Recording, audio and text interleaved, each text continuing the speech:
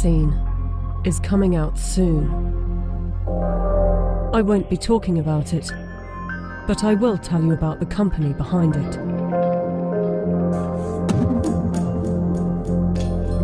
The UK government has purchased 30 million doses of COVID mRNA vaccine from a company called Pfizer.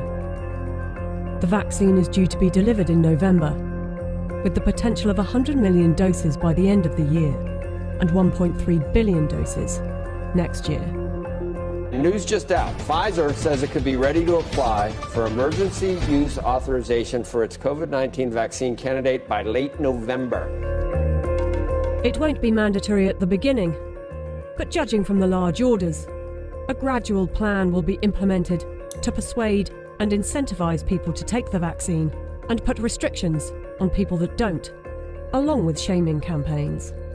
I want to tell them that their decision, they need to understand, will not affect only their lives, which at the end of the day, it is their judgment, but will affect the lives of others. Because if they don't vaccinate, they will become the weak link that will allow this virus to replicate. Some will say that this is conspiracy theory, so let's just stick to the facts. The government trusted Pfizer to vaccinate the British people, so it's logical to want to inquire into the company's track record in safety and ethics. After all, they must be trustworthy in fighting for humanity, right?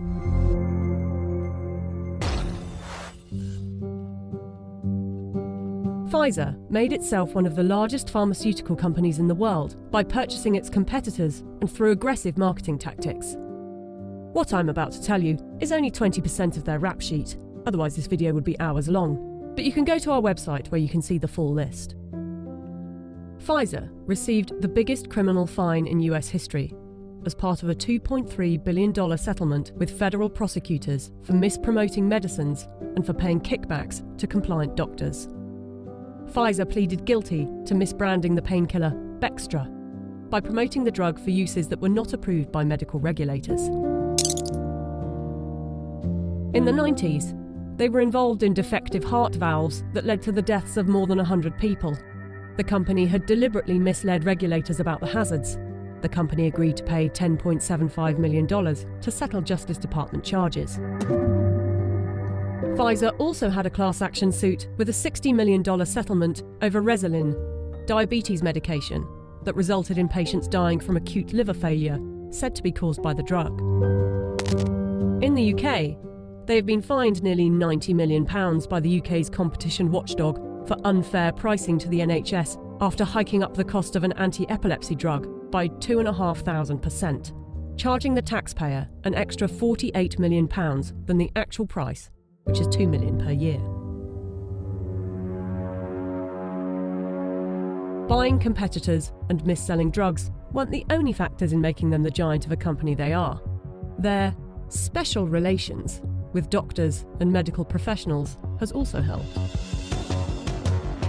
In 2004, Pfizer's subsidiary agreed to pay $430 million to resolve criminal charges that it paid physicians to prescribe its epilepsy drug, Neurontin, to patients with ailments for which the medication was not approved. In 2010, a federal jury found that Pfizer committed racketeering fraud in its marketing of the drug. Pfizer disclosed that during a 6-month period the previous year, it had paid $20 million to some 4,500 doctors and other medical professionals for speaking on the company's behalf. In 2012, the US Securities and Exchange Commission announced that it had reached a $45 million settlement with Pfizer to resolve charges that its subsidiaries had bribed overseas doctors and other healthcare professionals to increase foreign sales. But some of you might say they are a business and they don't get to make billions a year by not being competitive. They're still trying to help humanity. Pfizer was sued in a US federal court by Nigerian families who accused the company of testing a dangerous new antibiotic called Trovan on children without parents' consent and using their children as human guinea pigs. A panel of medical experts concluded that Pfizer had violated international law, and the company agreed to pay $75 million to settle the lawsuits in Nigerian courts. The US case was settled for an undisclosed amount. Amid widespread criticism of high pricing for poor countries, and in particular AIDS medications, Pfizer offered to donate a 2-year supply of its drug, Diflucan, worth $50 million to the South African government. Yet in 2003, Pfizer backed away from the company's plan to license its AIDS drug for low-cost distribution in poor countries. The list goes on. I don't want to bore you with it. But ask yourself, if it was a car manufacturer, would you buy a car from them? We plan to honor our history, and we will only bring to the world a vaccine that has been proven safe and efficacious. If Pfizer is trustworthy enough to be given one of the keys to vaccinate the population with something that was knocked up in a few months, and with such a track record for safety and ethics, I know what I think. Do you?